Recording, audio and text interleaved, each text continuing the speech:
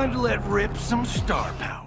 When it comes to Mortal Kombat, everyone's heard of the arrogant Hollywood action star who ended up having the most diabolical turn and became the savior of Earthrealm, Johnny Cage.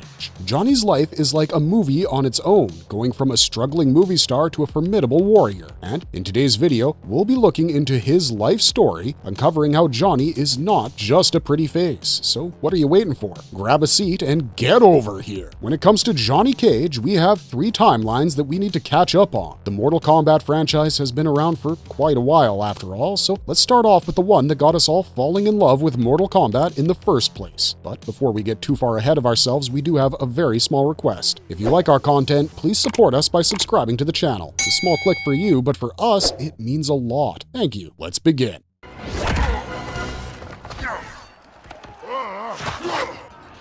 Original Timeline, also known as the Midway Continuity. Now, would it surprise you to learn that Johnny Cage was actually not born as Johnny Cage? I mean, yeah, the name suits him to a T, but it's very much a stage name. Born in Venice, California, Jonathan Carlton has always loved martial arts. He was born into a rich family, so training with various martial arts masters from across the globe wasn't a problem. After becoming extremely well-versed in several fields of martial arts, the pretty boy we know and love decided to focus his talent on something else. Movies. He used his martial arts skills to make films like Citizen Cage, Massive Strike, Dragon Fist 2, and Ninja Mine. And as you guys might have already guessed, he was immediately beloved by fans.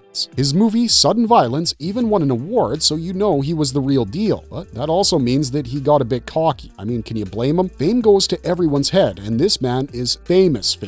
And hence, we pick up where the first game begins, with Johnny Cage deciding that he wants to join the Mortal Kombat tournament. After this decision, he went to the harbor for the ship that would take him to Shang Tsung's island. His personal secretary and agent went along with him because both of them were understandably worried about his safety and well-being. They didn't believe that this superstar should be going to this tournament in the first place. However, Cage didn't agree. He believed that no one would dare touch him, perhaps because he assumed people would be too awestruck upon seeing him in person. But as you guys might have guessed, he was proven wrong the second he boarded the ship. Kano, the Black Dragon leader, straight up started whooping Johnny Cage's ass. This fight is definitely a taste of what was yet to come. Luckily, before he could be overwhelmed by Kano and his men, Liu Kang, a Shaolin monk, decided to lend a helping hand. He helped fight off several of the thugs attacking the superstar, while Cage managed to knock Kano out with his infamous shadow kick. After this fight, Johnny Cage and Liu Kang became uneasy allies, we would say. They even teamed up on the island. They also met Sonya, a United States Special Forces member, and she too soon joined the group. As the tournament continued, they ended up becoming really good friends. They decided to be the fighters that would protect Earthrealm, and Raiden, the Thunder God, became their mentor. We don't know about you guys, but this was certainly not the outcome we were expecting for Johnny Cage. As the final battle began between Liu Kang and Shang Tsung, Johnny, Kano, and Sonya teamed up together to fight Goro. As the fight went on and Liu Kang managed to land killer blow after killer blow on Shang Tsung, his island began to crumble. You would think that this would be the last time we would see Johnny, but no. Luckily, Raiden showed up and saved him. He got into a boat that belonged to the Special Forces agency that was near the island.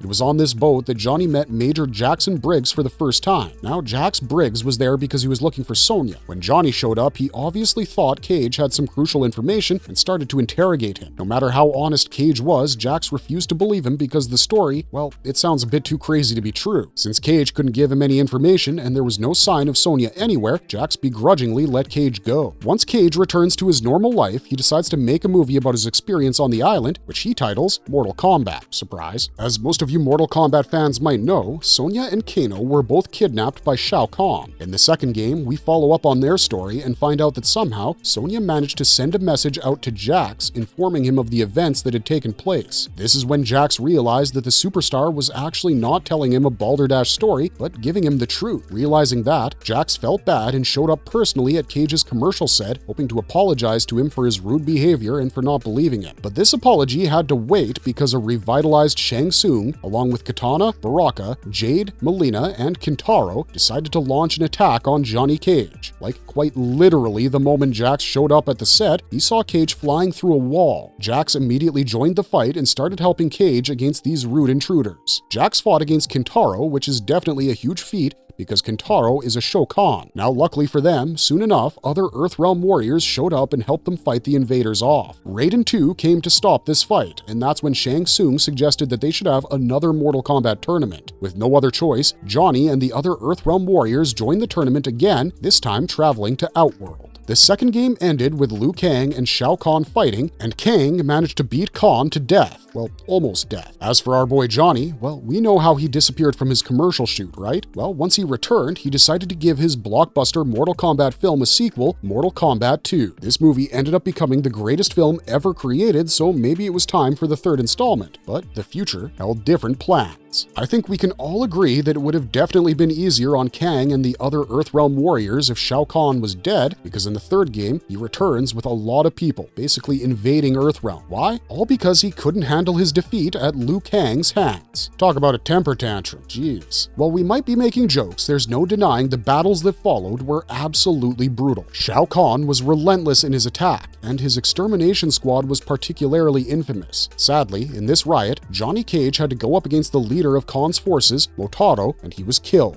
But there was a little bit of a problem there. You see, Cage's soul could not ascend to the higher plane of existence, and it went back into his body. This made him one of the chosen ones who were tasked to fight against Kahn's invasion. This kinda gave him a power-up, which led to him continuing the battles until Kang defeated Shao Kahn once more. In the fourth Mortal Kombat game, we follow up after Shao Kahn's harrowing defeat at Liu Kang's hands. Since the threat is no more, Johnny's soul is allowed to ascend and go to a higher place. Johnny went to heaven and watched over as the events of the fourth game unfolded. We remember what happened, right? In case you don't remember, no worries. The Elder God Shinnok decided that he wanted to invade Earthrealm, and he did it. Things were absolutely not a-okay down on Earthrealm, and Johnny wanted to do something about it. He wanted to do something for his friends and not just sit up in heaven watching them get into brutal fights. So Johnny sought out Raiden. He asked the Thunder God to bring back his deceased soul, effectively restoring and resurrecting him so that he could work alongside his friends and help protect Earthrealm. Raiden obviously couldn't deny this and brought Johnny back. He joined in the battles and managed to help defeat Shinnok. We suppose after defeating Shinnok, Cage was expecting that he would go back to heaven. However, that's not how things turned out. Turns out Raiden's resurrection was actually rather permanent. He didn't need to ascend back to the heavens, and instead, he remained on Earthrealm, enjoying this second chance at life. In Mortal Kombat Deadly Alliance, we find out that years after the events of the fourth game, Johnny Cage went to film another Mortal Kombat movie titled Mortal Kombat: The Death of Johnny Cage. Now, as you can guess, this movie was supposed to portray the way Johnny died and came back to life again twice in a poignant and poetic way. However, much like real-life Hollywood, the movie didn't do a good job of portraying the way Johnny's adventures actually went. Johnny didn't enjoy his portrayal on screen, and he really didn't want to continue filming the movie. However, he'd already signed a contract and there was no way he could back out of it. Luckily, right then, something else showed up that took precedence over the stupid movie. You guessed it, it was Raiden. Raiden wanted Johnny to help defeat the Deadly Alliance, also known as Shang Tsung and Quan Chi, who had joined forces. Raiden wanted to send Johnny to Shang Tsung's island to get some more information, and this excited Johnny a lot more than his movie. Johnny glided to the rendezvous point using a parachute and met up with the other Earthrealm warriors. This is where he learned that Liu Kang had fallen, so with vigor and vengeance in his heart, he joins the fight against Quan Chi and Shang Tsung. However, the forces of the Deadly Alliance manage to overpower him and several other Earthrealm warriors, and Johnny ends up falling. Yeah, that's right guys, Johnny Cage is dead.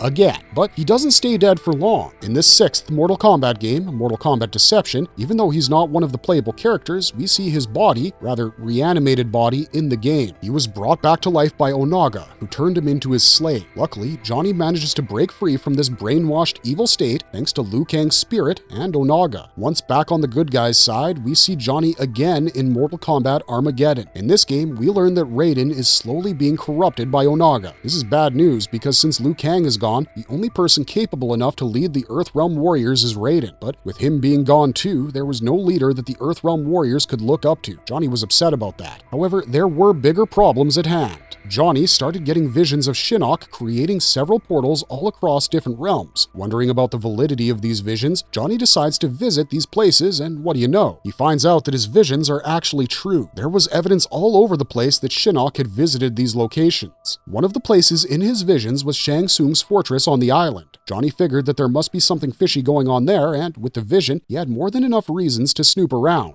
Upon reaching the island fortress, Johnny managed to eavesdrop on Shinnok and Quan Chi, who were plotting against Shao Kahn. They wanted to take Kahn's fortress from him. After Quan Chi left using the portal, Johnny attacked Shinnok. He managed to catch the Elder God by surprise and landed quite a few jabs before the god disappeared in a puff of smoke. Johnny realized something terrifying was about to happen to Earthrealm, so he rallied everyone together, creating the Forces of Light. He gets Kenshi, Nightwolf, and Sub-Zero on his team and creates an army. Johnny goes up against Kano and Darius during the battle, but ends up getting hit by Shao Kahn's Wrath Hammer. Eventually, the Pyramid of Argus appears on the battlefield and Johnny tries to climb it, but he gets pushed aside by Husu Hao. This is Armageddon, the ultimate fight between good and evil, and so far it doesn't seem like the good guys are gonna win. Every one of the heroes gets wiped out. The last hero standing is Raiden, and he too is almost at death's door. Shao Kahn is about to overpower and kill him, and seeing no other choice, the Thunder God decides to use the last of his strength to pass on information to his past self, hoping he and the other heroes can make better choices and eventually avoid this devastating Armageddon. As you guys can probably guess, this is what gave rise to the Netherrealm continuity, also known as the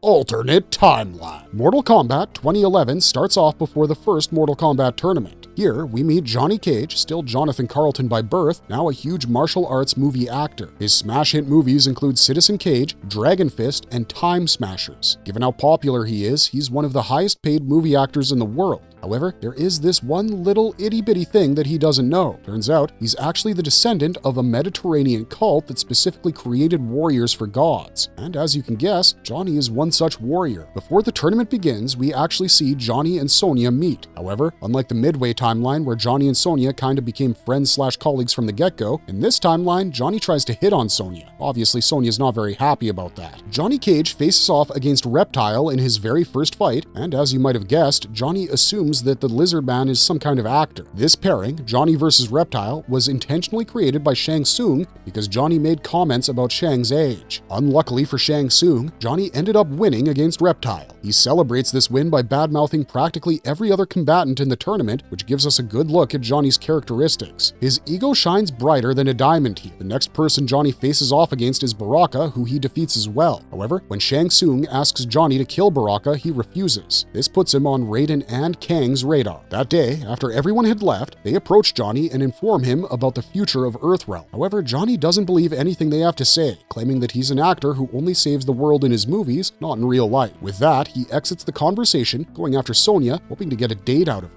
He corners her on the bridge high above the pit and pesters her for a date. As you can guess, Sonya's not very happy about it and finally snaps and attacks him. Johnny manages to subdue her, but the guilt starts to creep up on him. Right then, Kano appears out of nowhere and tries to throw Johnny off the bridge. He even succeeded to a degree, but Johnny grabs onto an edge and hangs on for dear life. While Kano is distracted with Sonya, hoping to finish her off while she was still weak, Johnny manages to swing back up and defeat him, earning him Sonya's gratitude. Johnny once again comes to Sonya's aid when she's in Goro's lair, fighting off Katana, Kano, and Jade with an injured Jax. Raiden, Liu Kang, and Johnny Cage show up to help them out. Raiden uses his powers to heal Jax while Johnny informs Sonya what's going on. This is where Johnny, Sonya, and Jax decide they're gonna help out the Thunder God. As the tournament progresses, Johnny has to go up against Cyrax. Now, Shang Tsung specifically tasked Cyrax with killing Johnny, so you guys can understand just how high the stakes are. Unfortunately, this battle ends with Johnny being defeated.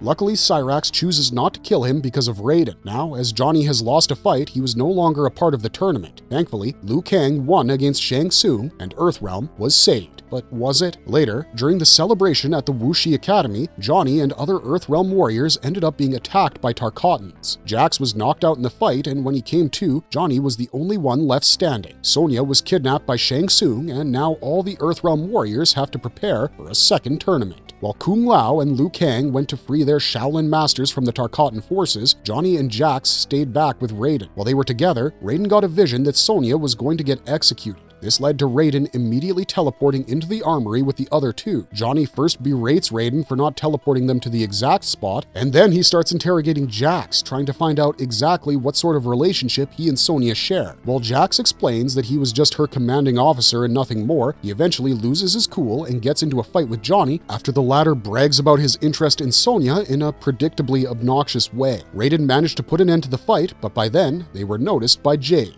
Jade immediately asks the three to leave, but Jax decides to throw some punches at Jade instead. Jax wins the match and he apologizes to Johnny for attacking him like that. Johnny accepts the apology and together, the trio make their way to the dead pool. This is where Sonya was kept with Shiva and her goons guarding her. Luckily, the three of them managed to get out of there alive. Once Sonya was safe and secure, Raiden and Johnny went to the living forest. There, Raiden saves Smoke, who was being tailed by Lin Kuei's cyborgs. You think they'd be able to leave by now, but no. Turns out, since Raiden saved Smoke's life, now Sub-Zero was being attacked by Lin Kuei's cyborgs. So, to figure out how this alternate timeline actions-consequences loop would work, Raiden decided that he would go speak with Kitana. Now, when Johnny heard that statement, he snarkily commented that this might lead to Kitana's life being ruined, but she was their best bet. So, they went to meet her in the Wastelands. Kitana obviously assumed they were there to hurt her and attacked them. Johnny and Smoke fight against Kitana, but they get their asses handed to them. Raiden told Kitana that she needed to search the flesh pits and left with the young Earthrealm fighters. Later, when they came back to the Wastelands, they came across Jade. Now, Jade had just defeated Melina, Kitana's clone, a few moments earlier. Smoke saw Melina's body and assumed that Jade betrayed Kitana and decided to fight. This fight ends with Jade winning, and Raiden pulls her aside to have a few words. While they talk, we see Kung Lao, Liu Kang, and Johnny speaking in the background, where mostly the monks are dunking on the superstar.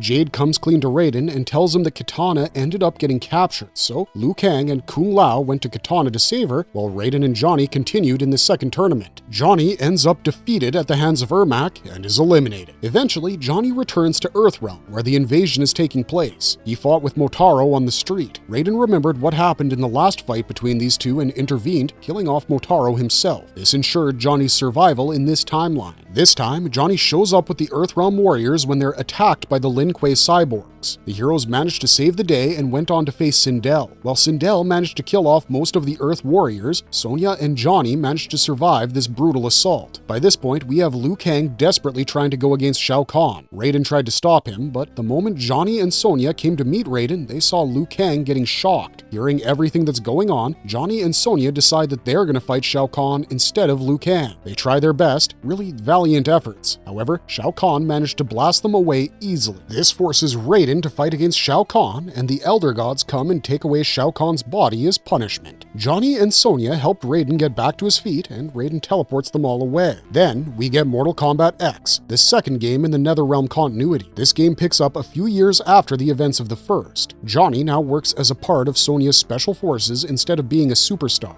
He works with Kenshi, hoping to keep Earthrealm safe from Shinnok's attacks. At one point, we see Johnny make his way to the Sky Temple. However, on the way, his aircraft is attacked by Scorpion and Sub-Zero. Johnny laments about how Sub-Zero and he used to be friends before he defeated both ninjas. Then, he carries on with his mission despite the loss of soldiers and the crash of the aircraft. Sonya, Kenshi, and Johnny go into the forest, and there, they're attacked by the evil Revenant version of their friends, Smoke, Nightwolf, and Jax. Revenant Smoke went by the name Enera, and Johnny went against him. Johnny managed to defeat Enera and shows up just in time to rescue Sonya from Revenant Jax. Kenshi found the portal to the Sky Temple, and all three of them arrived in Jinsei right when Shinnok was about to kill off Fujin and Raiden. Their arrival was well timed, but none were strong enough to defeat the fallen Elder God. The heroes watched helplessly as Shinnok decided to enslave Sonya. Right then, a mysterious green glow came into Johnny's body from within. This was a power-up that Johnny didn't know he was capable of. Using this power, he managed to defeat the Elder God and save Sonya. He kicked the amulet of Shinnok to Raiden, and using that, Raiden captured Shinnok for good, saving the day. After that brutal fight, Johnny opted to stay back in Jinsei, waiting for the Chamber's powers to heal Sonya, who was unconscious. Their bond has clearly grown over the years. Later, Raiden told Johnny about his ancestry,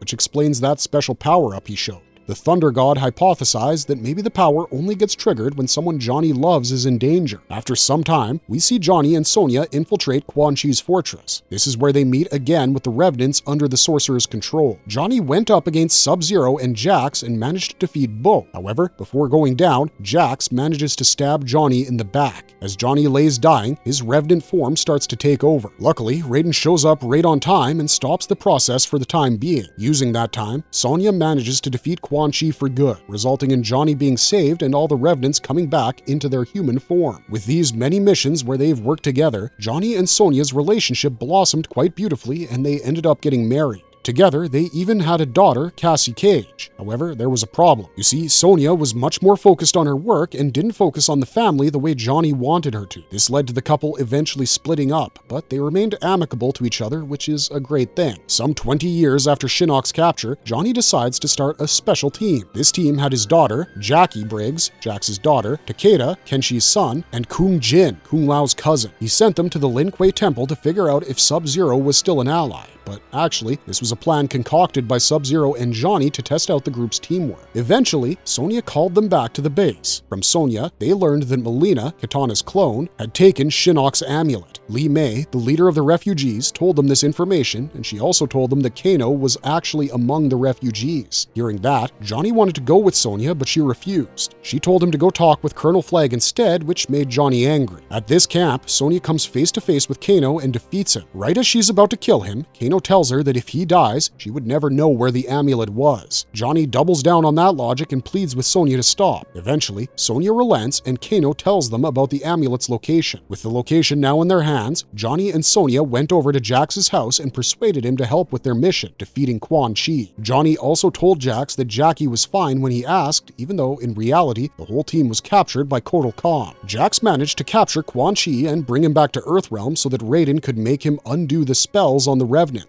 However, Scorpion managed to infiltrate the base, hoping to kill off Quan Chi and avenge the murder of his clan. Johnny, Kenshi, and Sonya try to stop him, but all three of them are defeated and end up bound. This is when Devora shows up with the amulet. Using that, Quan Chi releases Shinnok right before Hanzo beheaded him. With Shinnok out, every good guy on the scene is defeated, and Johnny is taken hostage. He was brought to the Sky Temple as a captive. At the Jinsei, Devora had him completely bound while Shinnok went on to lead an attack on Earthrealm's life force, corrupting it. Devora tried to devour Johnny using her flesh-eating bugs, scarring his face badly. However, their plans fall apart when Cassie Cage shows up with her special team. She saves her father from Devora. Johnny asks her to stop Shinnok before he passed out from all the brutal attacks on his body. Shinnok tries to drain Johnny's life force, and this was enough to trigger the inner power to awaken in Cassie instead of Johnny. Using that power, she defeated Shinnok. Raiden managed to heal the Jinsei, who in turn helped Johnny. Sonya showed up a little later, and Johnny proudly told her that Cassie had won against Shinnok. The familial bond between the Cage/Blade family is evident, and what do you know, Johnny and Sonya reconcile. Mortal Kombat 11 shows us Sonya and Johnny back together, and Johnny waits with the rest of his team for Sonya to come back. Then, Sonya and Cassie Cage have a one-on-one rite of passage where Cassie ends up triumphing over her mother to become the commander. Sadly, their celebrations are cut short with Raiden's arrival. Raiden says that he wants to attack the Netherrealm's cathedral, hoping to nullify the threat, and this would require a particular sacrifice.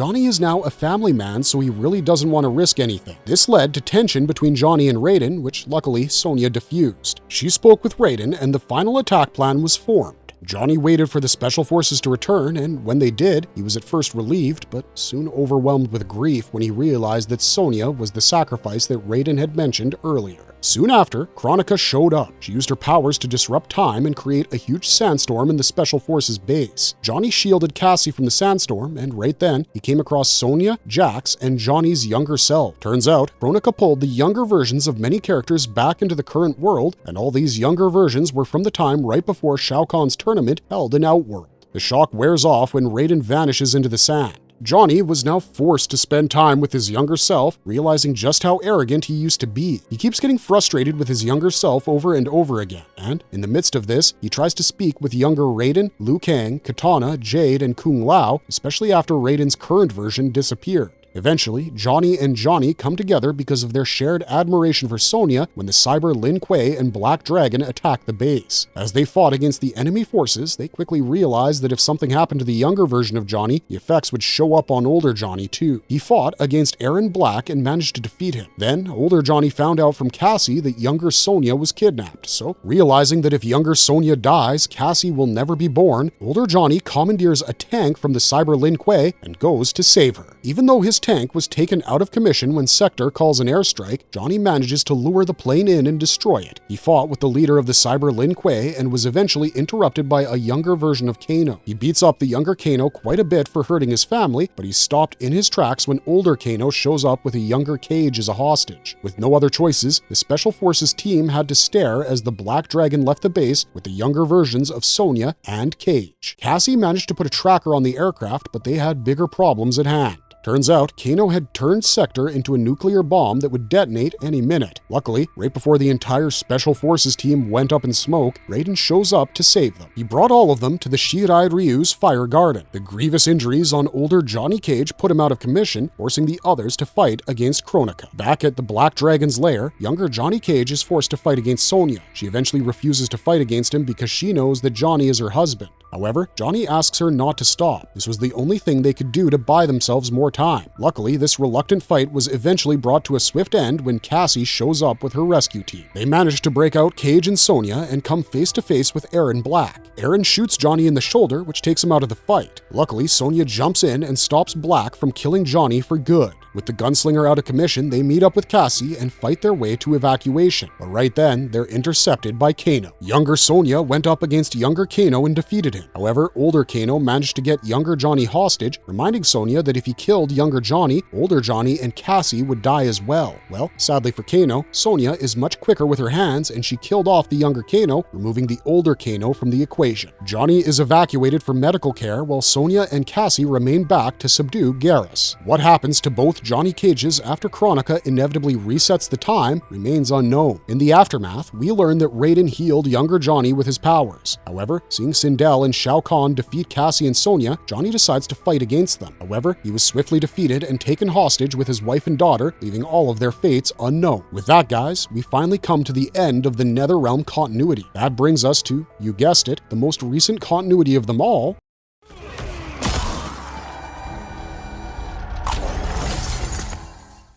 current timeline. In this timeline, we learn that it was Liu Kang who decided to reset the timeline. He knew that resetting the timeline would change the lives of all his friends, but he still did it. Since his first friend in all the past timelines was Johnny Cage, in this timeline, Liu Kang decided that he should get a fresh start. He stripped Johnny Cage of the supernatural powers we saw in the alternate timeline and kept him as the egotistical movie star that he was. Kang also believed that maybe Johnny wasn't ready for married life with Sonya just yet, so he got Johnny hitched to a woman named Christina and eventually ensured that Johnny got his hands on the sword Sento. Now, Johnny was still a movie star, filming Temple of Katara Vala at the beginning of the game. When he returned to his estate, he saw Chris, his now ex-wife, still there. They end up talking about their relationship, which quickly devolves into an argument, and Chris leaves him. Johnny gets extremely frustrated with everything and starts drinking. This is when he hears the sound of someone entering his estate. He assumed it was his wife and got super happy, but he soon found out it wasn't actually Chris. Instead, it was a ninja with a katana who wanted Sento, claiming it was his family's right. Johnny refused to believe that the man in front of him was a member of the Taira clan, who were long dead by the way, and engages him in combat. He defeats the man and ties him up unconscious to a chair, waiting for him to come to. Eventually, the man does come to, and we find out that he's none other than Kenshi Takahashi. In this timeline, Kenshi wanted to redeem the Taira clan, who had been hiding their existence, by taking the name Takahashi. Kenshi wanted the Sento to go after Bakuro, the predecessor of the Yakuza. However, Johnny obviously doesn't believe anything he has to say. Right then, he hears the doorbell ring. He thought it would be the police, but nope, it's Liu Kang, Bi-Han, and Kuai Liang. Liu Kang tells Johnny that he was the protector of Earthrealm and the god of fire. He also tells Johnny that he needs both Kenshi and Johnny to come along with him for some purpose that he refuses to elaborate on. Johnny doesn't believe him either. I mean, what a shocker. Can you blame the guy? In his eyes, he feels like this is all an elaborate prank that was set up by Chris. Bi-Han, in the meantime, tried to untie Kenshi. Johnny wasn't having it and tried to stop that, resulting in him getting kicked into a wall. This leads to the Hiculi on the table tumbling off and breaking on top of him. This enrages Johnny, who feels like this elaborate prank has gone on for long enough. So Johnny fights with Sub-Zero and Scorpion, basically asking them for money for the damages. However, Johnny is forced to believe everything that they're saying when Liu Kang suddenly uses his ignited form. This triggers Johnny's fire alarm, which was shocking enough for Johnny to stop fighting. While Kuai Liang finally untied Kenshi, Liu Kang introduced himself to Johnny once more. He tells the group that they had been selected to be champions of Earthrealm and that their lives were about to change. Finally realizing how grave the situation is, Johnny and Kenshi go along with them to Wu Wuxi Academy. There, they join with Raiden and Kung Lao and start their training. While at the Wuxi Academy, Johnny continued his training for months and started recording the regimen on his phone. However, after a while, he started getting bored, wondering what happened to Liu Kang's promise. In the meantime, he started a rivalry with Kenshi. Johnny's immaturity and Kenshi's desire to get the Sento led to both of them constantly fighting. Eventually, a gong sounds, and the time Johnny had been waiting for so long was here. Liu Kang announced that the tournament between Outworld and Earthrealm was going to take place, but there was a catch. The tournament would take place in Outworld, and only one person from Earthrealm can attend. So, because of that, they need to make a choice, leading to them having a little tournament of their own right there. Liu Kang chooses Raiden, and Johnny makes a sarcastic remark before he too is chosen. They fight, and as you can guess, Raiden wins. Later, Johnny and Kenshi joke about Raiden and Kung Lao's fight that would take place the next day, even going so far as to bet on it. Predictably, Raiden beats Kung Lao and ends up becoming Earthrealm's champion. Liu Kang gives Raiden an amulet that has the power of lightning, and Johnny films Raiden as the latter practices with his new powers. Eventually, everyone goes through the portal, including Johnny, to go to Outworld.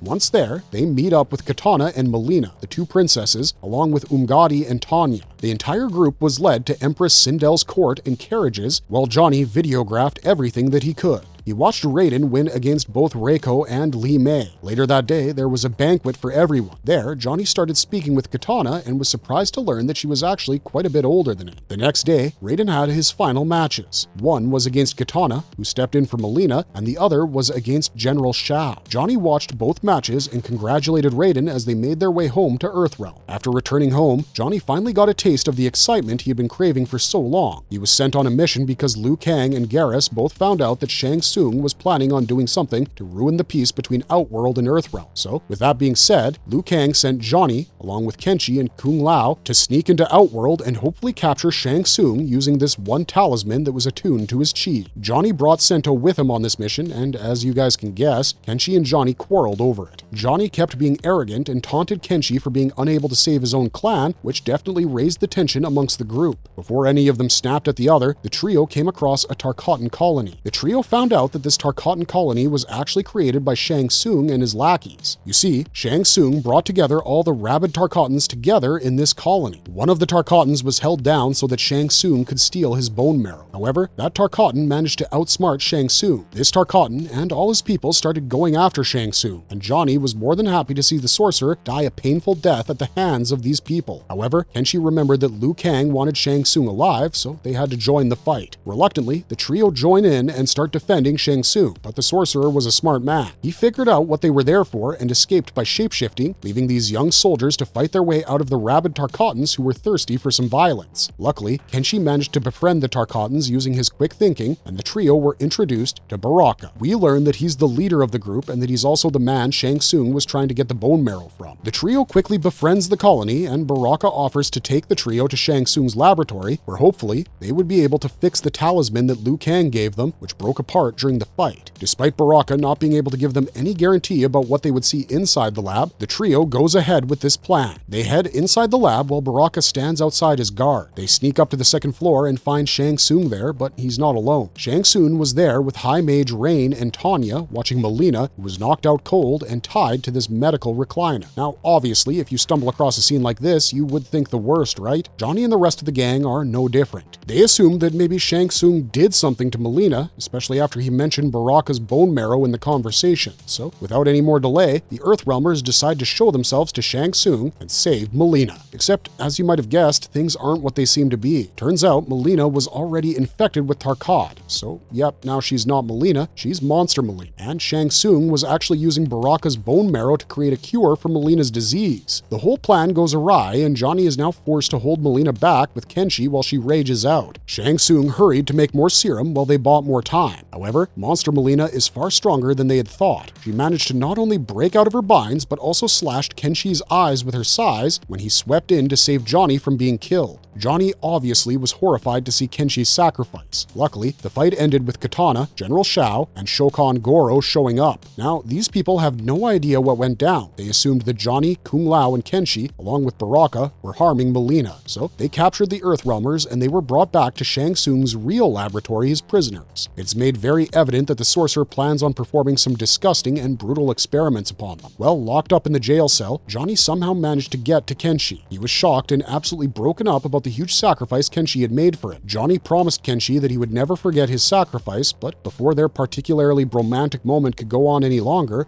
Baraka pointed out their situation to them. Kung Lao wakes up soon after, and finally, the realization about their horrible situation sinks in. Soon, Sizoth, a Zaterran, enters the premises. He's their jailer, and he was forced into working for the sorcerer who used his family as blackmail. However, despite being the bad guy, Sizoth is not actually a bad guy. He brought some pain-relieving balm for Kenshi and handed it to Johnny. Johnny rips off some red cloth from his outfit and uses it as a protective blindfold after applying the salve to Kenshi's eyes. Shang Tsung shows up once again, mostly to fill his sadistic heart with joy, and then forced Sizoth to release a bunch of experimental tar cats on the prisoners. Kenshi is thrown into a chamber while Johnny manages to put up a good fight before being captured as well. With both of them defeated, they're electrocuted by a machine. On the other hand, Kung Lao and Baraka fought through this super Tarkatan and made their way to Kenshi and Johnny. In that pursuit, Kung Lao and Baraka defeated Sizoth, who begged them to kill him, knowing what would happen to his family. However, Baraka sympathizes with him and lets him live. Johnny and Kenshi meet up with their friends, and before they can escape, Johnny tries to get back his cento. However, Shang Tsung shows up once again. This time, he fills the room with poisonous gas and leaves, locking the laboratory doors after revealing that he had killed Sizoth's family a long time ago. As the room fills with poison gas, the team works with the angry Zaterran and manages to escape. Kenshi tries to get the team to abandon him, as he is now a burden that would surely slow them down, but Johnny refuses to let him go, claiming the Tyra clan needed him. Once outside, the group decides on their escape route back to Earthrealm. They decide to use the portal gate at Sundu. As they make their way there, they traverse through this extremely colorful forest. The beauty of the flora there reminded Johnny of his movie, The Wicked Planet. Much to his surprise and delight, Kenshi actually recounts some of the movie's plot. Baraka identifies the forest as the living forest, and as the group moves through, they listen to Sizoth's life story. As Sizoth talks about his time with Shang Tsung, it's revealed that General Shao and Rain have joined hands with him over some unknown scheme. Before they can discuss this further, they hear some demonic screams. They follow and reach Ashra, the righteous demon of the Netherrealm. At first, they fight with her, misunderstanding her, but once that confusion is cleared up, they join forces with her and learn about another vile sorcerer who is working with Shang Tsung. Any guesses who it might be? Of course, it's Quan Chi. So now, the group decides that instead of returning to Earthrealm, they should probably go after Quan Chi. That way, he would lead them to Shang Tsung. While this plan is for the greater good, Johnny is more focused on bringing Kenshi back to Earthrealm, but Kenshi insists on going along with the plan, so Johnny relents. Ashra uses her Kris to guide the group towards Quan Chi. After a long journey, the group finally come across the evil sorcerer. They learn that Quan Chi was actually planning on draining the living forest entirely using a soul stealer. Now, the living forest is a forest full of good-natured souls. Stealing them would cause a huge imbalance, and it wouldn't be right. So, Ashra decides to lead the charge, and the group plans their attack. Kenshi wants to join them, but Johnny holds him back. Johnny takes away Kenshi's sword and replaces it with Sento, stating that he needs to be safe with that. Johnny and the rest of the group go on for the fight. Johnny fights with Darius, but they are unable to stop Quan Chi's soul steal. With the living forest in ruins, Quan Chi uses the souls he stole to create the cursed being known as Ermac.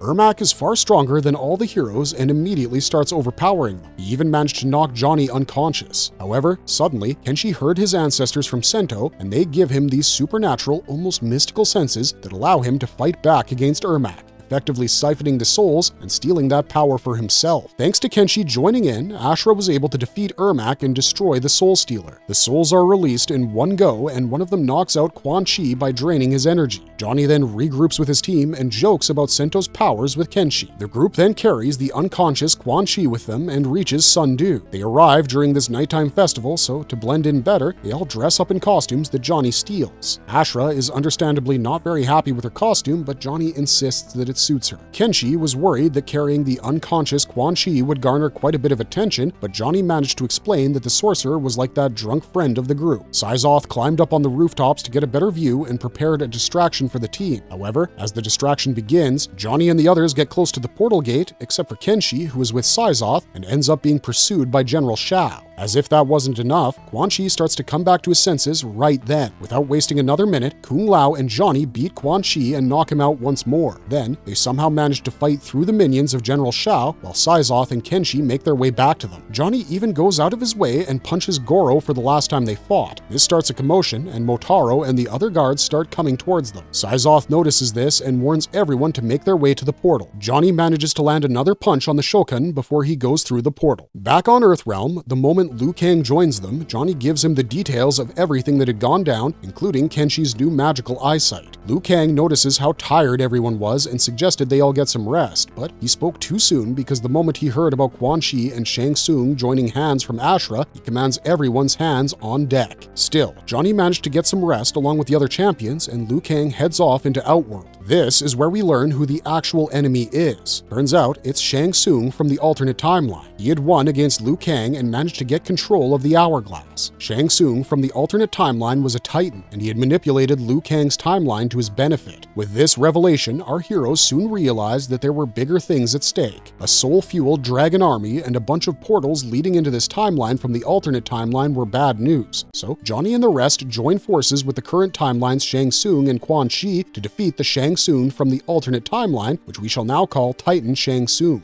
Titan Shang Tsung had created a gateway, and Johnny decided to send in a $30,000 drone in there to get a better view. This impressed Melina because she hadn't seen that kind of technology before. Scorpion made a plan for the team, and after that, Johnny, Katana, Kung Lao, and Melina attacked the Dragon Army head-on, while Raiden, Quan Chi, and Shang Tsung attacked the portals. As you guys might have guessed, this is the second battle of Armageddon. The forces of good and the forces of evil face off against each other once again. In this battle, several different versions and combinations of Johnny show up. We see versions that look similar to him but have powers like alternate timeline Johnny Cage. We also see a female counterpart named Janet Cage and Ninja Mime. We also see evil versions of these two Cages. We get a Baraka Johnny Cage combination who's known as Johnny Savage, a combo with General Shao known as Johnny Connor, Fire Cage who's a combo of Liu Kang and Johnny Cage, and another known as Reiko Star, a fusion of Johnny and Reiko. We also see Scream Demon, a Johnny Cage and Ashra combination in the battle. In the gameplay, you get the option to choose a Johnny Cage who looks like the current version of Johnny Cage to be the chosen warrior. He would aid Liu Kang and defeat the Titan Shang Tsung and Quan Chi from the alternate timeline. After this war, this selected champion would be sent back to his timeline as well. After the Battle of Armageddon, we see Johnny enjoying his meal with Liu Kang and the others in the tea house owned by Madame Bo. He talks about the landscapes he would use to describe Outworld and the realms as requested by Liu. Johnny will finally direct and write his own movie based on their adventures together. He tries to rope his friends into this, but all of them decline.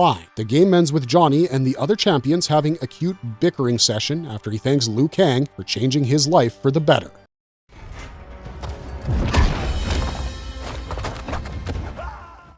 Appearances in other media. Johnny Cage is such a well-loved character that it wouldn't have made any sense if he didn't show up in any of the many adaptations that Mortal Kombat has. Lyndon Ashby plays Johnny Cage in the 1995 Mortal Kombat movie. This character was also seen in the prequel, Mortal Kombat: The Journey Begins. We see Chris Conrad's Johnny Cage in Mortal Kombat Annihilation, followed by Matt Mullins' Johnny Cage in Mortal Kombat Rebirth. Matt Mullins reprises his role in Mortal Kombat Legacy, at least for the first season. In the second season, we see Casper Van Dien playing the role. Joel McHale voiced Johnny Cage in the Mortal Kombat Legends trilogy that came out in 2020, 2021, and 2023. Well, in the 2021 Mortal Kombat reboot, we don't see Johnny Cage. Simon McQuoid, the director of the movie, explained that he felt Johnny was a complex character who deserved to be portrayed truthfully. At the end of the movie, we see a poster for a Johnny Cage movie, implying that he might come in future installments. We've recently learned that in Mortal Kombat 2, Johnny Cage will be present, portrayed by none other than Carl Urban. We also have a Mortal Kombat comic book series from Malibu Comics. Here we see Johnny show up in Mortal Kombat Blood and Thunder and Mortal Kombat Battle Wave, which came out in 1994 and 95 respectively. The first one adapted the first movie, whereas the second showed Johnny Cage starting to act again before he was forced to join Jax Briggs with his personal bodyguard, Bo, to investigate Outworld. DC Comics also gave us a Mortal Kombat comic book titled Mortal Kombat X Blood Ties, which is set before the events of the Mortal Kombat X game. Why is Johnny Cage so well loved? Dressed and portrayed as a typical American movie star, Johnny Cage is a clear nod to Jean-Claude Van Damme's character in Bloodsport. We even see him in the iconic black shorts, shoes, and red sash combo. From Mortal Kombat 2 to Mortal Kombat 4, Johnny is seen bare-chested, wearing black karate pants with blue accents and his iconic sunglasses. He changes into black shorts with a Cage emblem and a blue belt around his waist in Deadly Alliance. In Mortal Kombat 2011, we see him with his name tatted on his chest and his last name on his belt, which makes him appear more arrogant than ever. And finally, in Mortal Kombat X, 20 years older, Johnny Cage is seen wearing the military vest and pants. These clothes, while extremely simple, have reached cult status amongst fans because of how recognizable and simply iconic they are. While there's no doubt that Johnny is a bit of a douche, cocky, arrogant, and extremely egotistical, there's no denying that he eventually starts to change. His heroic and selfless nature shines brighter than his overinflated sense of ego, and once he starts realizing just how dire the situation is, he's more than happy to keep going despite how dangerous things can be for him. In his Armageddon ending, we see Johnny wants the power of the Blaze to become a better fighter, but instead of using it to rule over people or to become a god, he wanted to use the power to become insightful and a better fighter. And when the Blaze's power was too much for him, he simply gave it up without holding on to it. In Mortal Kombat X, we get to see a more mature side of Johnny, and we understand just how much wiser and mature he's become. He's aged like a fine wine, both mentally and emotionally, which we love for him. The fact that we see him cringe whenever he's around his younger self truly shows just how much he's grown. While Johnny doesn't know that he's a hero, Raiden's comment about Johnny being a hero is inevitably proven to be true. In the new timeline, Johnny's character growth happens way quicker, but even when he's his most arrogant, you can see that he's a very good guy from the way he never speaks ill about his wife, Chris, even though he's saddened by their separation. Johnny Cage is way more than just a wisecracking character. We always love watching an arrogant character get a reality check in fiction, and when it comes to Johnny Cage, that reality check is what changes him from an infuriating character into an inspiring one. Marvelous verdict! Johnny's journey from this cocky movie star to a hero who's willing to risk his life for his loved ones proves just how much of a hero he really is. He's a true warrior, and his legacy is written in Mortal Kombat history, along with his blood, bad jokes, and bougie glasses. Whether he's cracking heads or cracking a bad joke, Johnny Cage is a lovable, aggravating, and iconic character in the Mortal Kombat series. Let us know in the comments which Johnny Cage moment made you guys fall in love with him, and we'll see you guys in the next one. This video's over for now, so it's time to do a fatality on it. Thanks for watching, stay safe out there, and have a marvelous day.